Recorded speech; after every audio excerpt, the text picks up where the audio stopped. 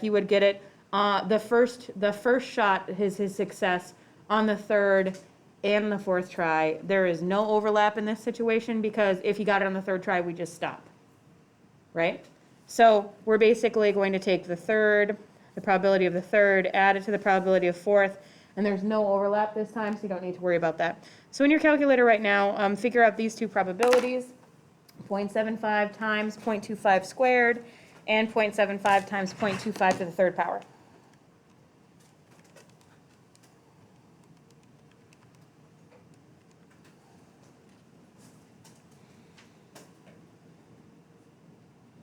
I'm going to put it over here instead, just to make room.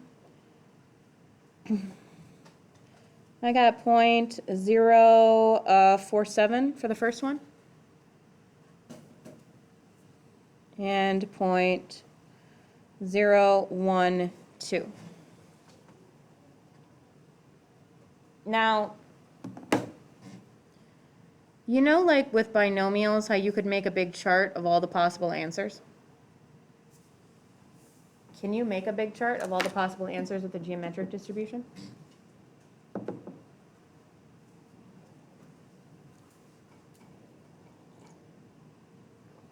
Okay, I'm going to ask that question again in a moment because clearly I asked it when you were all doing stuff on your calculator. Oh, don't let me forget, Sierra and Rihanna, we need to hear the stories behind your Post-its because we did that before you came in, and we need to know. And you should hear Mason killed all of his brother's pets. Well, many of them. Not all of them, but many pets he has killed. At least 2 that we heard of. I think all of them. No. Okay. Fun. Very much enjoying this. It makes me feel like the things that my kids do wrong, that they're going to turn into normal human beings, so that's cool. Okay. So here's my question again. For a geometric distribution, imagine we're talking about free throws with LeBron, okay? Okay, chances of him getting it on the first shot, 75%. Pretty good. Chances of him getting it on the second shot, 0.75 times 0.25, 19%. So there's like a 75% chance of that first shot, right? The first one being successful being his second shot, so he missed the first and got the second. That's a 19% chance of that. The chances that he missed the first 2 shots and the first one he gets right is the third shot is about 5%.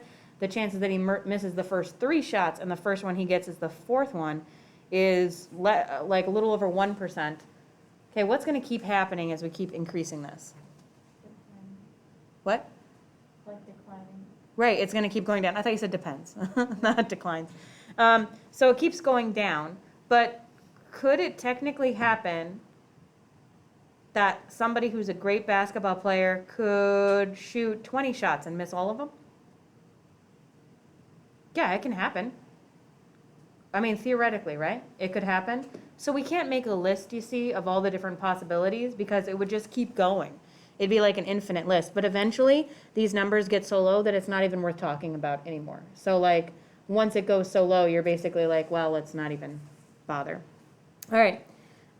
So try it with your partner. Find the probability that LeBron James makes his first free throw shot before his third attempt. That means he either succeeds on the first or the second. Go ahead. Talk to your partner.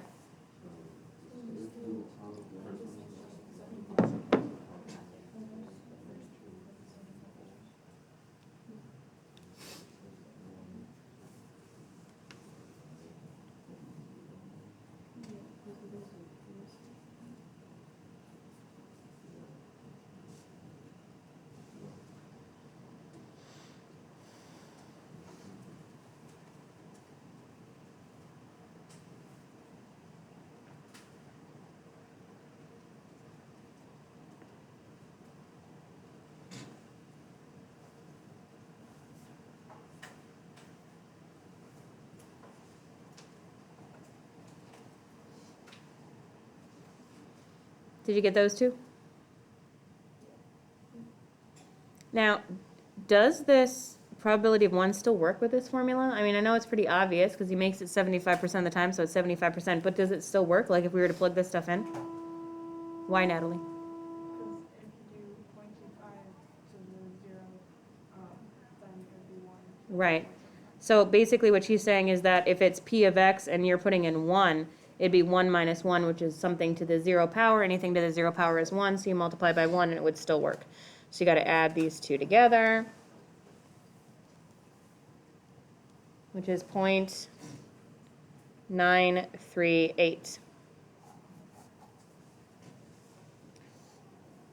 Now, if I take 0.938 and I add it to the chances he makes it on his third or his fourth try, I get 0.997. That means that LeBron James, if he's given 4 chances to make free throws, if he sticks with his current average, maybe he's not having a bad day.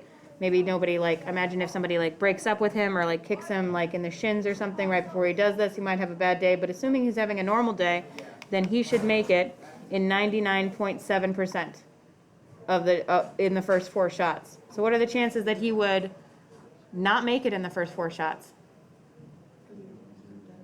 0.003. There will be questions in your homework. There will be questions on the AP test where they ask you to say, they'll say stuff like, what are the chances that they wouldn't make it on the first 4 shots? And in that case, you'd calculate the first 4 shots, subtract from 1, and that's the way you do that problem. Don't try to be like, let's try 5, let's try 6, let's try 7, let's try 8, let's try 1,000. Like, it's just not worth it. So just take the first 4 and do the complement that's subtracting. All right, flip it over. This is just copied from your book. It is slightly hard to, can you read it still? This is a wonderful little sheet that tells you exactly what binomial and a geometric distribution are and the differences between the two. Okay? So you can easily look back and see the differences between the two. Should be pretty simple. Your homework is on the bottom of the page. I only gave you 5 problems because I'm being nice for once. Okay. I'm going to write down all of your assignments from this week on my seating chart and then call you up one at a time to see your homework. Okay? All right. You can get going. Ooh, wait. No, we need to